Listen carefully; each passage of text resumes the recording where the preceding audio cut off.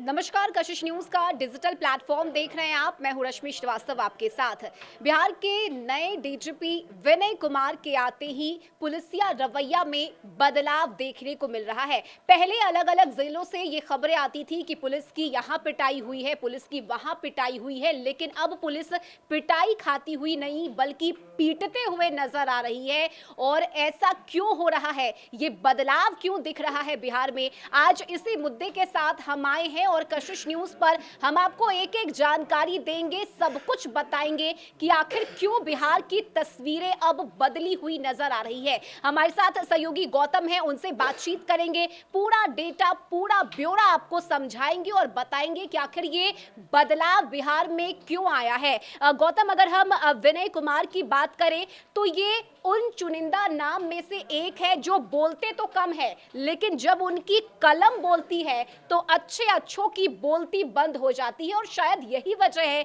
कि बिहार का पदभार संभालते ही बिहार में एक नया दौर शुरू हुआ है, जिसे हम एनकाउंटर का दौर कह सकते हैं। अब कुख्यात और बदमाशों की खैर नहीं, क्योंकि अब बिहार में लगातार एक के बाद एक अपराधियों का एनकाउंटर हो रहा है। और देखिए विनय कुमार बिहार के डीजीपी के रूप में जो उन्होंने पद को ग्रहण किया 13 तारीख को जो है पद ग्रहण किया है और उसी दिन शायद इसे इत्तेफाक कहा जा सकता है, मगर इन बातों को इनकार भी नहीं किया जा सकता है कि बिहार में जो पुलिस की जो कार्यशैली में जो बदलाव आया है वो साफ संदेश देता है कि अपराधी संभल जाए। अपराध करने से आपको प्रशासन मना कर रही है, आप उन बातों को माने, कानून का पालन करें, अन्यथा आप कानूनी कार्रवाई के शिकार होंगे। पुलिस पर आप अगर हमला करते हैं तो पुलिस जवाबी कार्रवाई करने में पीछे नहीं हटने वाली है। पुलिस अब गोलियों को बचाना नहीं चाहती है। साफ संदेश हाल फिलहाल में जो इनकाउंटर हुए हैं उसमें ये बता दिया गया है। देखिए आज ही पटना में जो है 2 इनकाउंटर में डकैतों को जो है मार गिराया गया है। हालांकि इसमें एक पुलिस कर्मी को भी जो गोली लगी है, एएसआई हैं, उन्हें भी गोली लगी है और उनका इलाज चल रहा है। पूरा मामला मैं बता देता हूँ, उससे पहले मैं इन चीज़ों पर बात कर लेता हूँ कि 2005 की जो तस्वीर है वो शायद फिर से बिहार के लोगों को देखने को मिलेगी। हालांकि जो नए युवा है नीतीश कुमार के कार्यकाल को उन्होंने 2005 से 10 का जो समय बिहार का जो बीता है वो उन्होंने नहीं देखा होगा, नहीं याद किया होगा। और 2005 से पहले की जो तस्वीरें होती थी वो भी बहुत लोग नहीं देख पाए, पर जिन लोगों ने वो समय देखा, जिन लोगों ने उन दौर को देखा, तो उन्हें याद होगा कि बिहार में आखिर किस तरह से अपराधियों का बोलबाला हुआ करता था, किस तरह से अपहरण का जो है वो दौर चलता था और किस तरह से पलायन एक बड़ी जो समस्या बन चुकी थी यहाँ पर, चाहे वो व्यवसायिक घराने से जुड़े हुए लोग हों, चाहे वो कहा जा सके पढ़े लिखे डॉक्टर और जो सेवा में रहने वाले लोग हैं या उनके बच्चे, ये तमाम लोगों ने उन चीज़ों को देखा। तो याद देखिए बिहार में कुछ ऐसी तस्वीरें इधर हाल फिलहाल में देखने को मिली कि जो कहीं ना कहीं लॉ एंड ऑर्डर पर सवाल खड़ा कर रहा था। पटना तक में जो है डकैती होती है, शाम के समय डकैती होती है और पटना के कंकड़बाग इलाके में तनिष्क के शोरूम में जो है ये डकैती होती है। एक बड़ा चैलेंज पटना को जो है लगातार अपराधी दे रहे थे। कई उदाहरण मैं आपको बता दूं कि इस तरह की डकैतियां हुई। पूर्णिया में भी जो है कहा जाता है कि शोरूम जो था तनिष्क का, वहां भी एक बड़ी डकैती हुई थी। बड़े संख्या में जो है अपराधी जो है पटना समेत ऐसे तमाम जगहों पर जहां पर उन्हें घटना को अंजाम देना है वो दे रहे। पुलिसिंग उस समय भी थी और अभी भी पुलिसिंग है। अब जो मैं बता दूं कि डीजीपी विनय कुमार बने हैं 1951 बैच के जो है वो आईपीएस हैं और बतौर वो आईपीएस के रूप में जब बिहार में ज्वाइन किया तो बिहार के कई जिलों में जो है एसपी के रूप में काम कर चुके हैं और सबसे बड़ा जो कहा जा सकता है उनका जो एक्सपीरियंस रहा एसपी आईपीएस के रूप में तो काम करते हुए रहा। उन्होंने बिहार के ग्राउंड स्तर पर जो है तस्वीरों को देखा, मगर जो काम उनको जो स्पेशल ब्रांच में एडीजी के रूप में काम रहते हुए उन्होंने किया, चाहे वो लॉ एंड ऑर्डर के एडीजी के रूप में उन्होंने जो अपना एक इनपुट रेडी करने के लिए जो टीम बनाई, अब उसका असर यहाँ पर बिहार के लोगों को दिखा। देखिए 13 तारीख को डीजीपी विनय कुमार बिहार में बनाए जाते हैं, ये घोषणा हो जाती है और उसके बाद जो है 13 तारीख को ही रात को एसटीएफ के तरफ से इनकाउंटर किया जाता है और इनकाउंटर में कोई छोटा मोटा क्रिमिनल नहीं मारा जाता है। ये क्रिमिनल बहुत ही बड़ा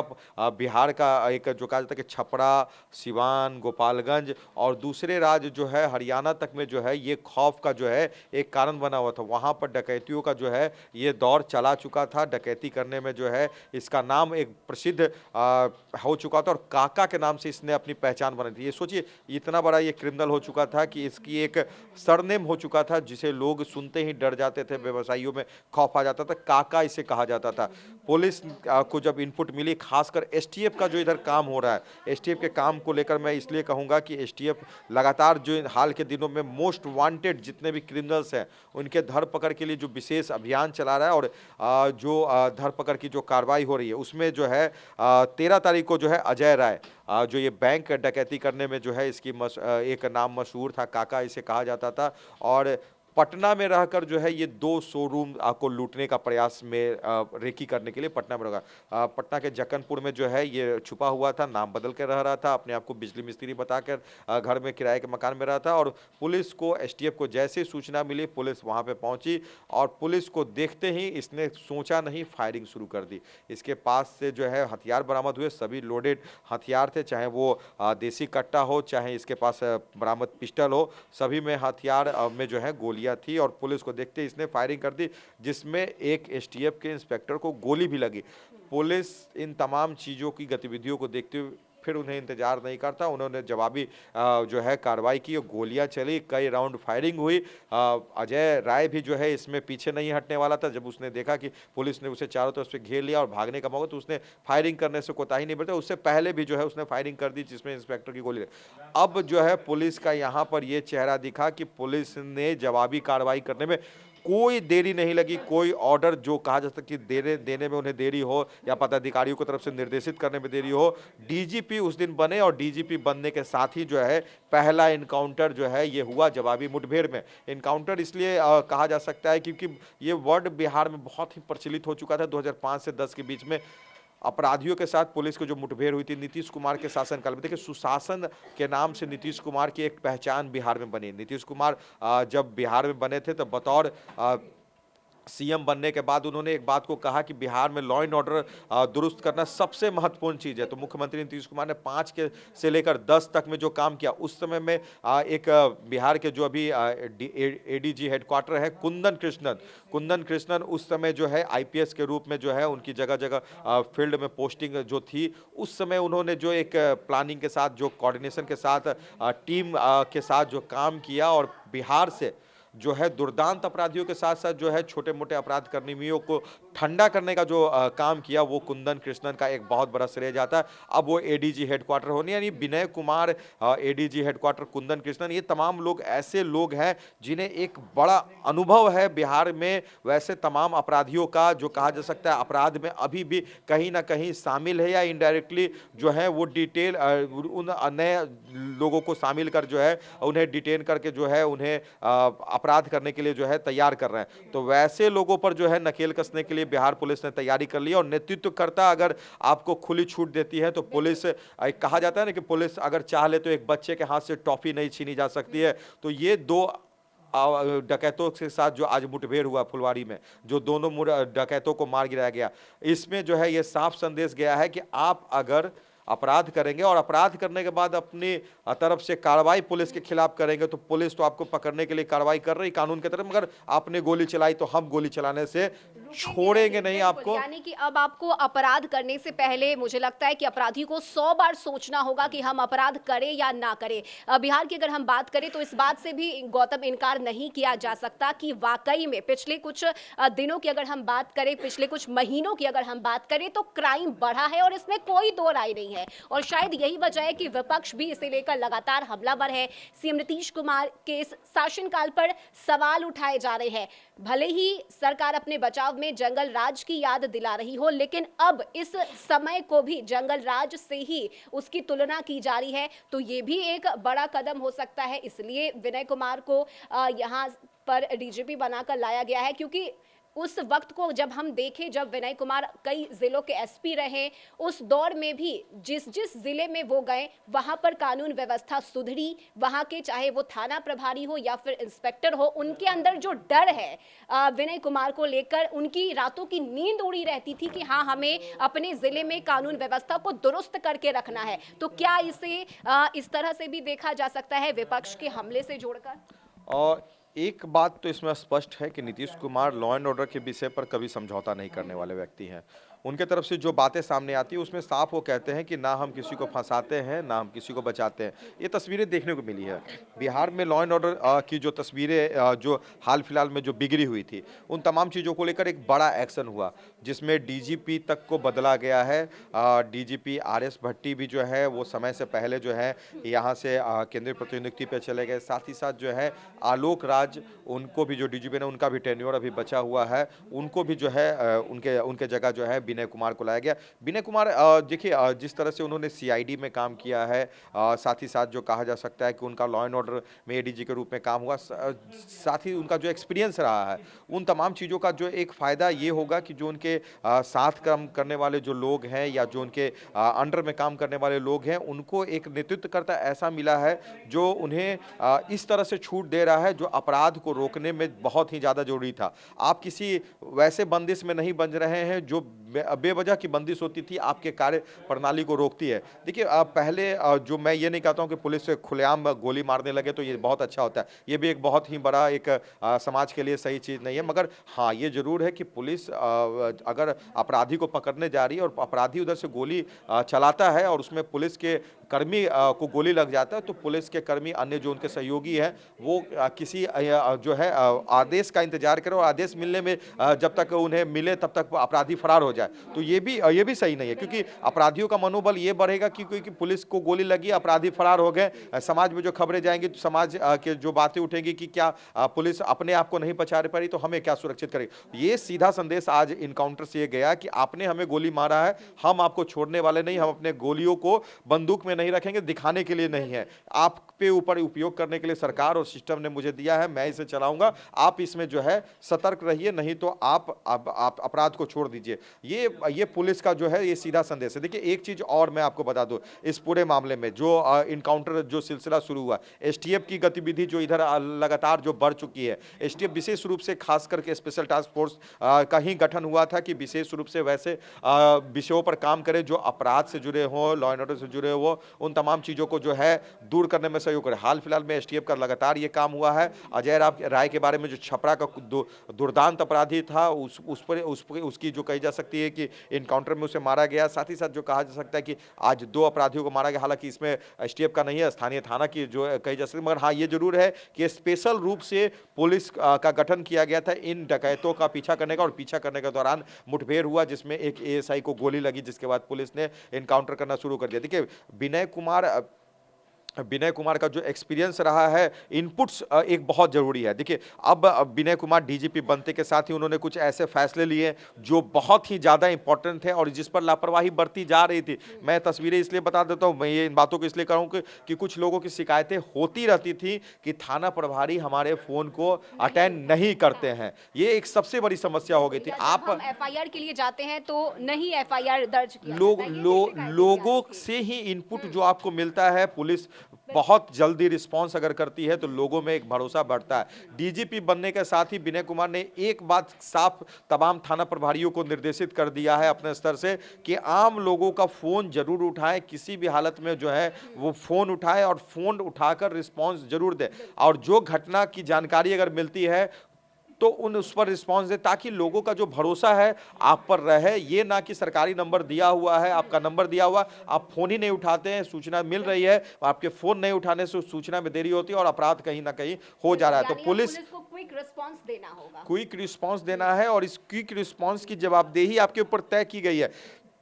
डायल 112 एक ऐसी चीज हो चुकी है जो गश्ती के लिए, लॉ एंड ऑर्डर की व्यवस्था के लिए जो देखने के लिए बनाई गई है, लॉ एंड ऑर्डर को देखने के लिए जो उसका रिस्पांस टाइम है उसे लगातार घटाया जा रहा है। 15 मिनट के करीब जो है रिस्पांस टाइम कर दिया गया है, ताकि अगर सूचना मिले तो थाने की गाड़ी अगर कहीं व्यस्त है तो डायल 112 की टीम जो लगातार गश्ती ही सड़क पर करते रहती है वो वहां पर पहुंचे और लोग जो मदद के लिए जो गुहार लगा रहे हैं या किसी भी तरह की जो सूचना मिली है उस पर रिस्पॉन्स ले। यानी पुलिस किसी भी हालत में जो है लोगों तक पहुंचे, घटनास्थल पर पहुंचे और लोगों को ये एहसास कराए कि हम आपके साथ हैं। आज इसी का बड़ा नतीजा था कि एक जो मैसेज गया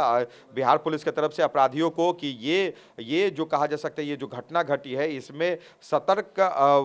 अपराधी हो जाए, क्योंकि सतर्क इसलिए उन्हें होना पड़ेगा क्योंकि वो अपराध ना करें। एक सबसे पहली बात पुलिस का ये सीधा संदेश, अगर आप कर रहे हैं, पुलिस पुलिस पर आप किसी भी तरह से या आम लोग पर भी किसी तरह से आप अपराध करने के दौरान हिंसा करते हैं या उन पर जो कहा जाता है कि ये जानलेवा हमला करते हैं, तो पुलिस आपको बख्शने के मूड में नहीं है। ये साफ संदेश अजय राय हो या 2 आज अपराधी जो डकैत जो मारे गए हैं और लगातार जो भागे हुए अपराधी हैं उनको पकड़ने के लिए पुलिस ने कार्रवाई नहीं की है। पूरा इलाका पटना का घेरा हुआ है और छानबीन छापेमारी चल रही है। यानी नीतीश कुमार का 2005 का जो चेहरा है लॉ एंड ऑर्डर के को लेकर और इनकाउंटर को लेकर जो बिहार में सुर्खियां रहती थी अपराधियों को, वो चीज़ें फिर से दोबारा दिख सकती हैं और हाल फिलहाल में जो तस्वीरें दिखा रही है ये इसकी जो है बातें जो है वो कह रही हैं। यानी हम कम शब्दों में अगर कहना चाहें तो ये कह सकते हैं कि 2005 वाले जो नीतीश कुमार थे वो अब 25 में देखने को मिलेंगे और लोगों का वो जो एक भरोसा डगमगाया था, क्योंकि लगातार छिनतई के की हम बात करें या फिर चैन स्निचिंग की हम बात करें, आए दिन दहाड़े इस तरह की घटनाएं हुई हैं बिहार में और इसकी तस्वीरें हमने कई बार देखी है, लोगों की शिकायतें हमने सुनी है। लेकिन विपक्ष के उन हमलों का ये एक जवाब भी हो सकता है, क्योंकि सामने 25 का चुनाव भी है, चुनावी साल है, तो क्या अब एक बार फिर से लोगों का भरोसा लौटेगा नीतीश सरकार पर? एक छोटा सा जवाब गौतम आपसे। एक लोगों में ये बात का भरोसा है कि नीतीश कुमार जब तक हैं लॉ एंड ऑर्डर पर सवाल नहीं उठता। मगर हाल के दिनों में जो घटनाएं घटी हैं उस घटनाओं को लेकर जो कहा जा सकता है कि सवाल उठ रहे थे। तेजस्वी प्रसाद यादव एक सीक्वेंस से जो है लगातार बिहार में आपराधिक घटनाओं का आंकड़ा जो है वो लोगों के बीच जारी कर रहे थे और नेता प्रतिपक्ष के रूप में अगर वो जनता के सामने सवाल करेंगे तो लाजमी है कि सरकार इन बातों को गंभीरता से लेगी और मुख्यमंत्री नीतीश कुमार इन बातों को बहुत ही सही में गंभीरता से लेते हैं। उनके लॉ एंड ऑर्डर को, गृह विभाग उन्हीं के पास है और लॉ एंड ऑर्डर को लेकर कई बार जो है वो अपने स्तर से मीटिंग खुद करते हैं और इन चीज़ों को देखते हैं कि आखिर कमियां कहां पर है। जो बदलाव करने को लेकर जो अगर बात है तो पटना के जो कहा जाता है कि पूर्व जो एसएसपी थे जो डीआईजी में प्रोन्नत हो गए, काफी समय तक उन्होंने एसएसपी के रूप में पद ग्रहण करके पटना में जो कार्यभार किया, मगर जो एक जिम्मेवारी है पटना जो बिहार की राजधानी है वहां पर लोगों की संख्या है, घटनाएं भी बहुत ज़्यादा हो जाती हैं। तो इन तमाम चीज़ों को लेकर जो है अब नए एसएसपी भी यहाँ मिल चुके हैं, आईपीएस सिटी एसपी के रूप में कई आईपीएस यहाँ पे काम कर रहे हैं और ये चीज़ें साफ हैं कि लॉ एंड ऑर्डर को लेकर जो है मुख्यमंत्री नीतीश कुमार का जो एक जो सोच रहती है या जो लोगों से वादा किया हुआ है उस पर कॉम्प्रोमाइज़ नहीं होती। और कुछ दिनों में जो कही जा सकती जो घटनाएं जरूर बढ़ गई थी, इस बात से दो इनकार नहीं किया जा सकता कि आपराधिक घटनाएं बढ़ गई थी, उस पर जो है लगाम लगाने के लिए जो है एक कोशिश जो है पुलिस प्रशासन की है और प्रशासन भी ये संदेश अपराधियों को देना चाहता है कि आप सुधर जाइए, आप जो है अपराध करना छोड़िए और किसी भी तरह से अगर आप इस तरह की घटनाओं में शामिल होंगे तो पुलिस आपको जवाब जो है कलम से नहीं देगी। सिर्फ ये मत सोचिए आपको उनके बंदूक से निकली हुई गोली भी आपको जवाब देने के लिए तैयार बैठी हुई है। बिल्कुल तैयार है और अब मुझे ऐसा लगता है कि बिहार के लोगों को चैन की नींद आएगी और अपराधियों की नींद, सुख, शांति सब कुछ हराम होने वाला है, क्योंकि अब बिहार के डीजीपी विनय कुमार है और विनय कुमार के राज में अपराधियों को बख्शा नहीं जाएगा, बल्कि चुन चुन कर अपराधियों को उनके अपराध का मुंहतोड़ जवाब दिया जाएगा और अगर जरूरत पड़ी तो उनका एनकाउंटर भी किया जाएगा। और इस खबर को सुनकर, देखकर, बिहार की बदलती हुई तस्वीर को समझकर आपकी क्या राय है, आप कमेंट सेक्शन में हमें जरूर बताइएगा और इस वीडियो को ज्यादा से ज्यादा शेयर कीजिए, हमारे यूट्यूब चैनल को लाइक कीजिए, हमारे फेसबुक पेज को भी लाइक कीजिए, चैनल को सब्सक्राइब कीजिए और इस वीडियो को ज्यादा से ज्यादा शेयर कीजिए। नमस्कार।